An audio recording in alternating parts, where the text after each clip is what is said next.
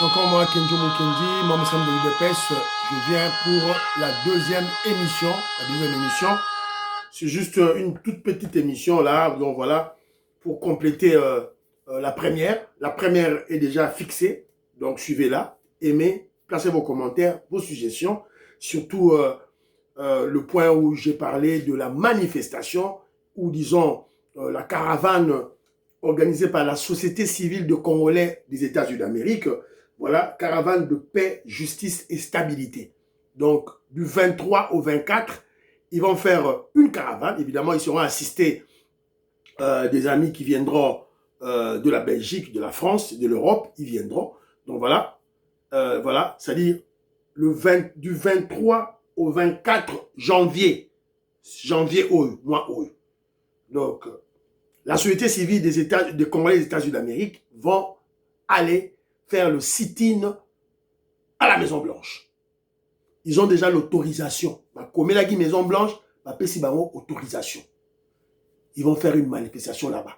Le président Félix Tshisekedi s'est battu avec l'aide de Dieu et il a eu cet accord du siècle, accord de paix Rwanda-RDC, deal États-Unis, RDC. Évidemment, il faut maintenant que ça soit appliqué. Alors, pour que ça soit appliqué rapidement, il faut que le peuple fasse pression. Il faut que les populations congolaises fassent pression à travers des manifestations de soutien de cet accord, de manifestations de rappeler, de sensibiliser, de faire de pression. C'est ça, aider le chef de l'État. C'est ça, aider le pays. C'est ça, évidemment, se battre pour retrouver la paix, la souveraineté, l'intégrité territoriale. Le président Félix Tshisekedi a eu accord, a eu deal à signer. Yo Congolais au Vandi na yo. UDPS au Vandi na yo. Tu ne fais absolument rien. Alors, tu soutenir Bande Konabiso wana. Congolais aux États-Unis d'Amérique. Congolais à Washington. Évidemment, Bokende, tout et tout là. La première émission, on a expliqué tout et tout là. On a aussi parlé du président Félix Tshisekedi qui va rencontrer le président Donald Trump à Davos. Voilà. Donc, bon, dans la première émission, s'il vous plaît. Alors, il y avait aussi un élément d'un frère avant ton côté dans le sujet de la deuxième émission. La deuxième émission, c'est beaucoup plus le social. Une personne, il y a un adage qui dit ventre affamé n'a point d'oreille.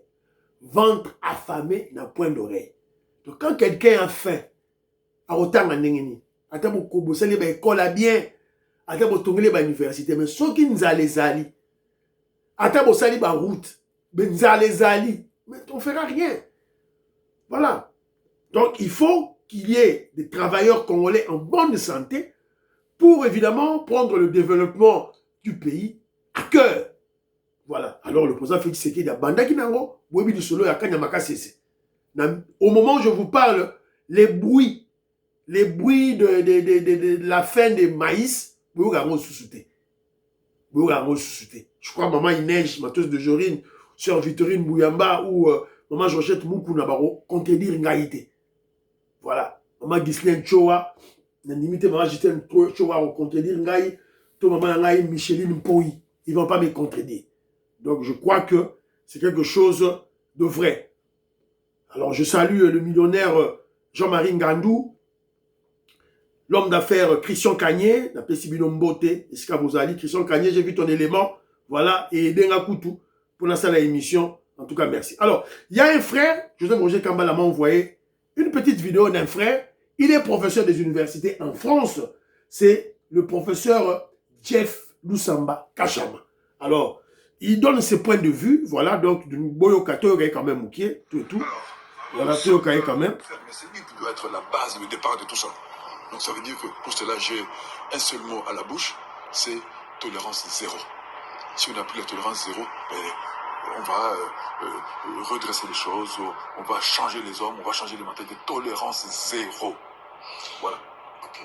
Alors, donc, effectivement, tolérance zéro, c'est le mot que nous allons retenir pour, en tout cas, pour ce volet.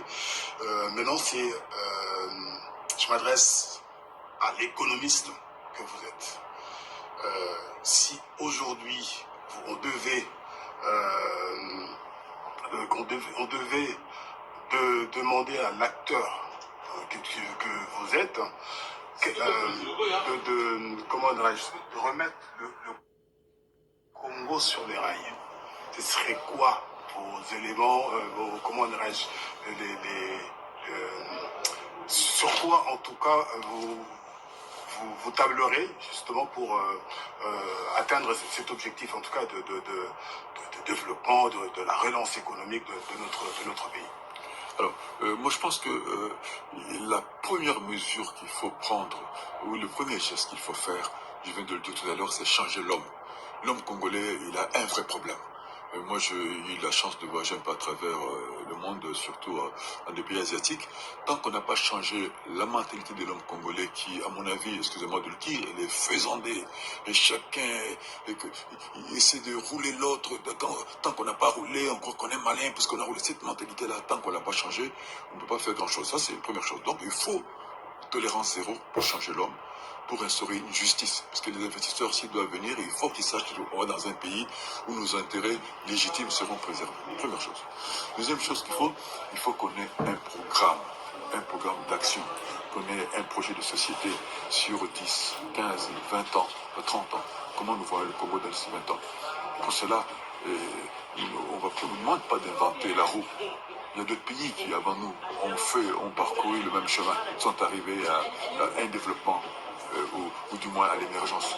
Donc, pour moi, c'est qu'il faut c'est déjà ça, avoir un projet clair de ce que nous voulons faire. Ça veut dire quoi? C'est quoi il faut jouer? La formation, première chose. Il faut avoir des gens formés.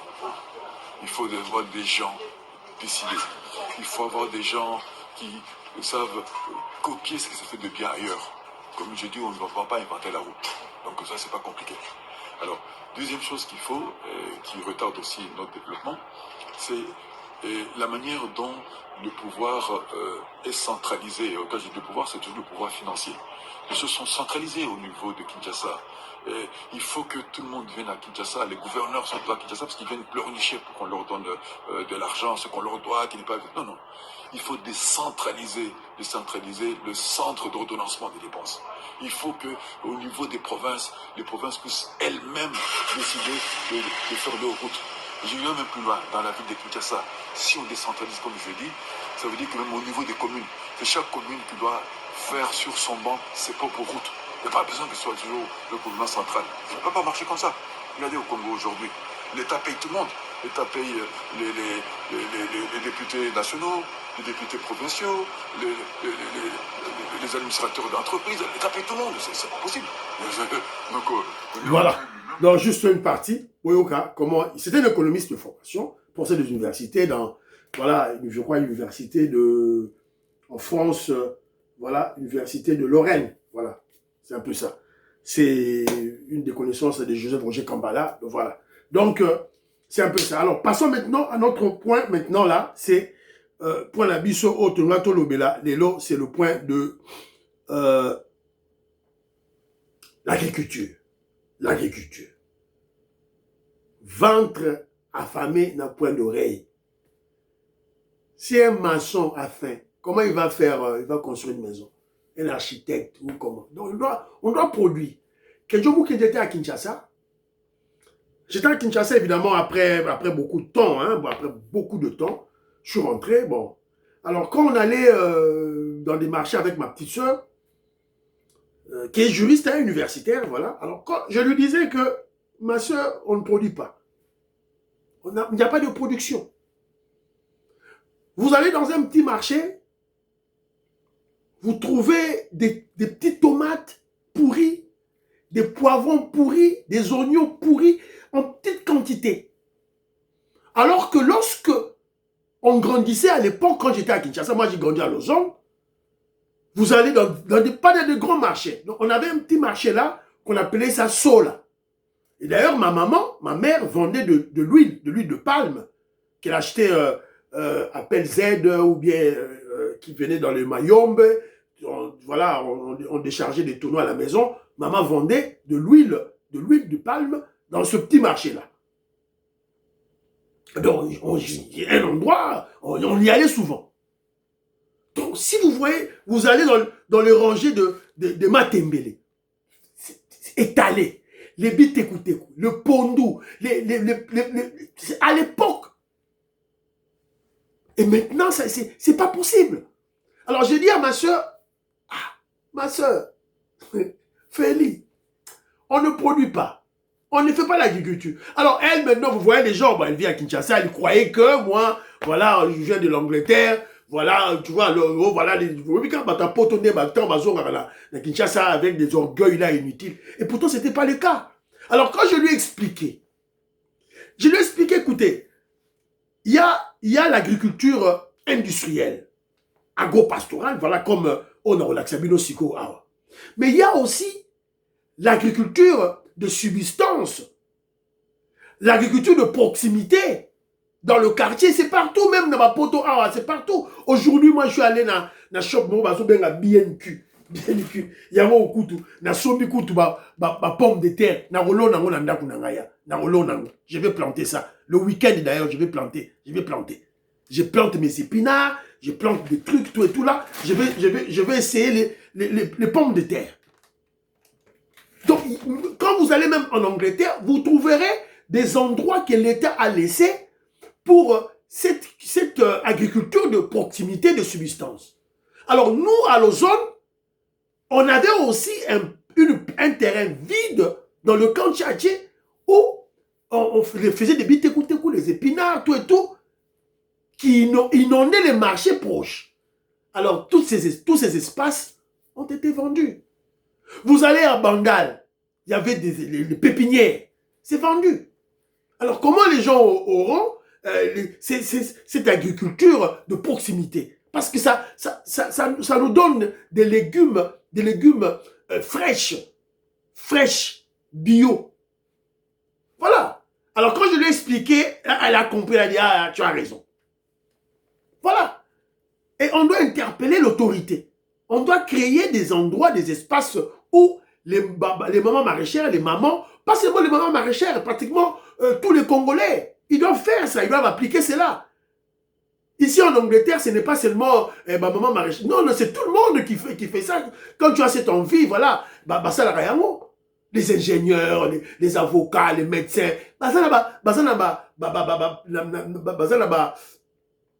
garden na bango, basolo na biloko na bango, tomate, strawberry, basolona. Voilà. C'est ça s'occuper de l'économie. Alors, là maintenant, dans notre labino élément moko très important, voilà, écoutons. Encore une fois, bienvenue. Après l'échec du projet parc agro-industriel de Bukangalonzo, causé par le détournement de fonds sous le régime Kabila, en 2026, le président Tshisekedi corrige place au parc agro-industriel de Manzangongo, un projet qui confirme la détermination du chef de l'État d'améliorer les conditions sociales des Congolais, résumé dans deux axes. D'abord, l'autosuffisance alimentaire et ensuite la création d'emplois, chose promise et chose due. Ces projets qui résultent de la coopération gouvernement congolais MOL Group aura une capacité de production annuelle de 700 000 tonnes de produits finis avec un slogan simple mais fort, produit par les Congolais et pour les Congolais. Regardez. 85 000 hectares de maïs, manioc, canne à sucre et riz, le tout transformé sur place dans 140 hectares d'infrastructures modernes. Le parc agro-industriel de Manzangongo sera en mesure de produire 700 000 tonnes par année de produits finis par les Congolais pour les Congolais. À l'origine du projet, un partenariat entre le gouvernement congolais et Mollet Group. La réalisation de ce projet sera gérée par Gap Agro, une société dans laquelle Mollet Group détient une participation stratégique en partenariat entre différentes entités compétentes et leaders dans leurs domaines respectifs. Le parc sera situé dans le Congo central, entre Manzangongo et Madimba, et bénéficie de conditions idéales pour l'agriculture. Composé de 3 zones de culture traversées par la rivière Inkisi, l'utilisation du système plasmacide lui assurera un rendement efficace et écologique. Le site industriel a quant à lui la mission de transformer les matières premières récoltées ou importées en produits finis et de distribuer ces derniers pour la vente. sera équipé des dernières technologies en matière d'efficacité énergétique et de protection de l'environnement. D'ailleurs, la création de plus de 2000 emplois est prévue entre les zones de culture et le site industriel. Bien entendu, les agriculteurs et producteurs locaux pourront bénéficier de ces infrastructures à travers le développement de coopératives agricoles et de fermes commerciales. De par ses particularités, le parc agroalimentaire peut devenir un espace de formation unique. Voilà. La Sukiwana. Voilà. Vous comprenez que le chef de l'hôtel, le président Félix Tshisekedi, ne dort pas. On a déjà Kanyamaka CC. Toi, déjà la Kanyamaka CC, mais c'est très loin comparativement à Kinshasa. Évidemment, c'est très important pour nourrir les populations autour de Kanyamaka CC, dont la population du Kasaï. Maïs, la maïs, non. Kanyamaka CC, c'est tenu par de main de maître par le général Kabwik.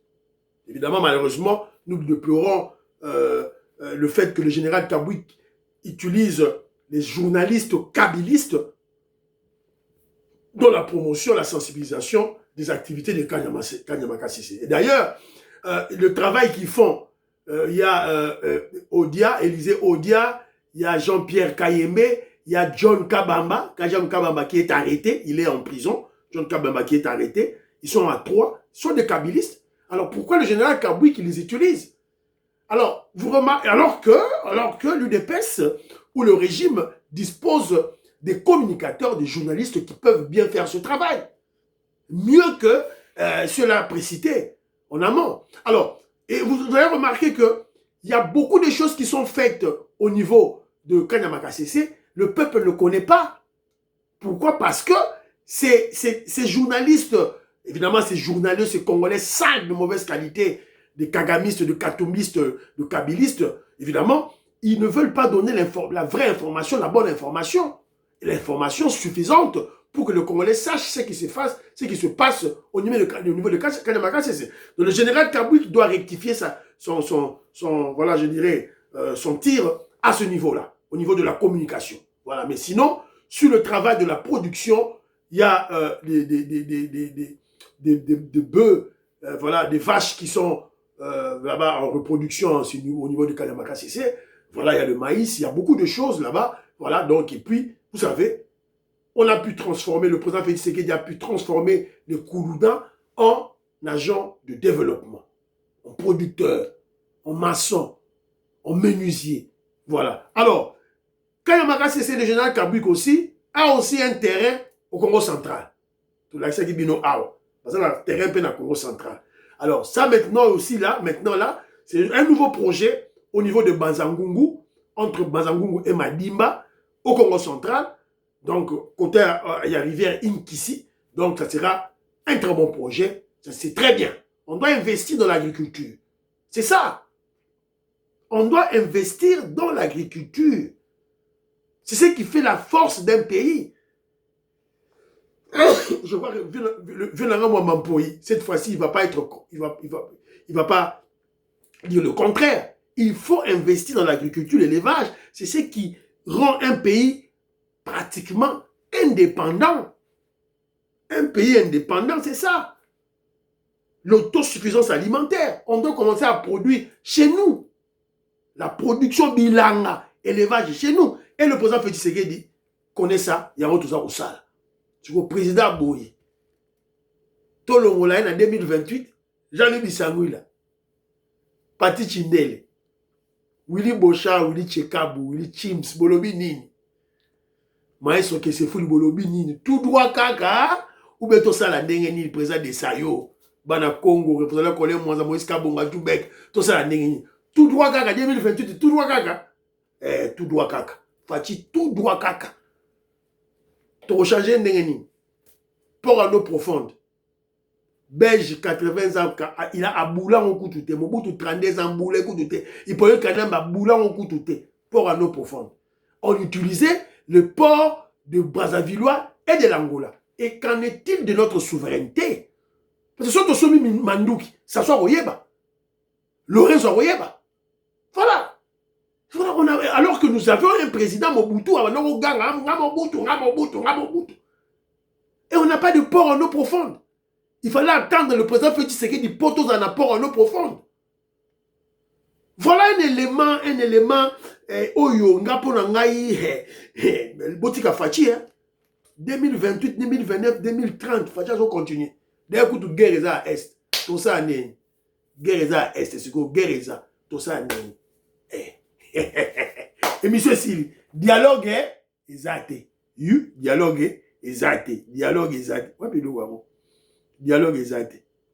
Nasuga. Dialogue exacté, oh. Dialogue exacté. Nelly Kabamania. Dialogue exacté. Nicole Loukadi, Annie Moutamba, Françoise Odia, Prunol Odia. Dialogue exacté. Dialogue à Sienko. Le dialogue satanique exacté. Bye bye bye. À la prochaine.